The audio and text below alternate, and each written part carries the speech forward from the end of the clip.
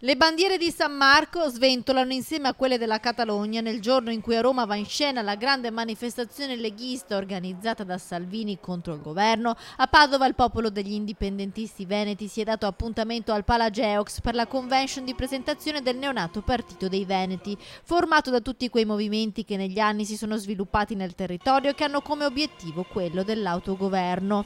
Oltre 600 i partecipanti arrivati da tutta la regione che hanno ascoltato le testimonianze di una ragazza padovana emigrata in Australia per trovare lavoro e poi quella di Anna, giovane indipendentista che in questi giorni era a Barcellona per sostenere le proteste del popolo catalano.